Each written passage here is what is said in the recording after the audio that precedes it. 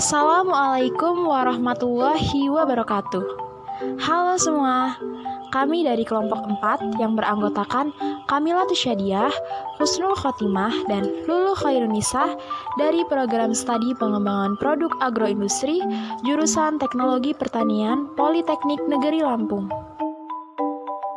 Kami di sini akan sedikit menjelaskan tentang aplikasi penggunaan gula atau karbohidrat dalam bidang agroindustri dan proses produksinya. Sebelumnya di sini saya akan menjelaskan pengertian karbohidrat. Karbohidrat adalah jenis zat gizi yang mempunyai fungsi utama sebagai sumber energi untuk tubuh. Karbohidrat merupakan senyawa karbon, hidrogen, dan oksigen yang terdapat dalam alam. Banyak karbohidrat mempunyai rumus empirus CH2O. Tipe karbohidrat dibagi menjadi 3. Yang pertama, monosakarida. Monosakarida adalah suatu karbohidrat yang tersederhana yang tidak dapat dihidrolisis menjadi molekul karbohidrat yang lebih kecil. Contohnya, glukosa, fruktosa, dan galaktosa. Yang kedua, disakarida. Disakarida adalah suatu karbohidrat yang tersusun dari 2 monosakarida. Contohnya, maltosa, laktosa, dan sukrosa. Yang ketiga, polisakarida. Polisakarida adalah suatu karbohidrat yang tersusun dari banyak monosakarida. Kegunaan hidrokarbon dalam polisakarida dalam bidang pangan seperti beras, pati, jagung, dan lain-lain. Fungsi karbonhidrat. Karbonhidrat berfungsi sebagai bahan baku utama yang dibutuhkan tubuh guna untuk menghasilkan energi. Energi tersebut dibutuhkan dalam setiap aktivitas manusia.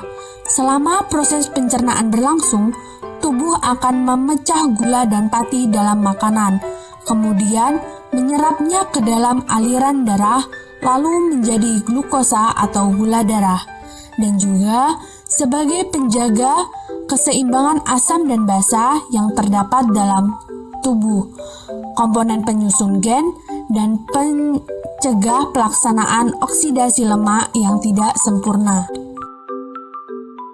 Kegunaan karbonhidrat. Karbonhidrat digunakan dalam industri makanan seperti penyedap rasa, contohnya pembuatan monosodium glutamat, bahan pengental pada teknologi makanan sebagai bahan pemanis, sukrosa, gula, fruktosa, dan bahan bakar, misalnya pada gula dan pati. Dan sebagai penyusun struktur sel, contohnya selulosa dan kitin. Karbonhidrat juga dimanfaatkan untuk dapat menciptakan produk-produk yang bermanfaat bagi kalangan masyarakat. Contohnya mie instan, sarimi, masako, penyedap rasa, deterjen, susu Frisian Flake, dan lain-lain. Kemudian dalam bidang agroindustri, karbohidrat juga berperan sebagai tepung. Contohnya tepung terigu atau gandum.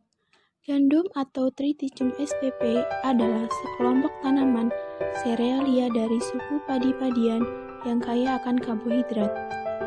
Gandum biasanya digunakan untuk memproduksi tepung terigu, pakan ternak, ataupun difermentasi untuk menghasilkan alkohol.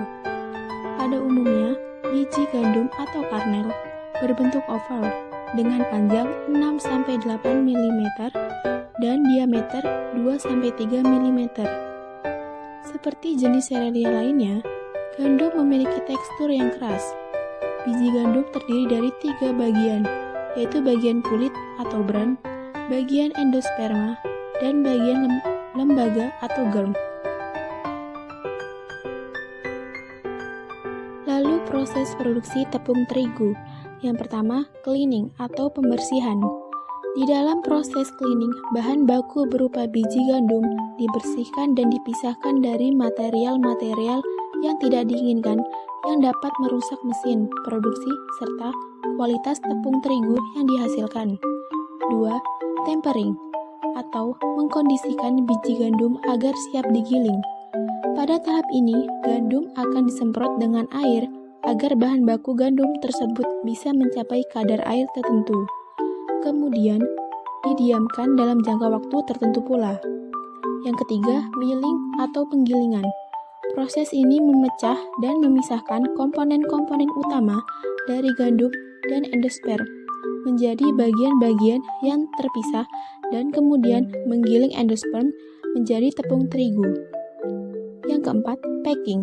Tepung terigu yang telah siap dan oke kualitasnya kemudian dikemas dan disimpan di gudang. Tepung terigu juga bisa dikirim secara curah atau bulk loading langsung ke industri makanan berbasis terigu. Sekian sedikit penjelasan dari kami, kurang lebihnya kami mohon maaf. Kami akhiri, wassalamualaikum warahmatullahi wabarakatuh.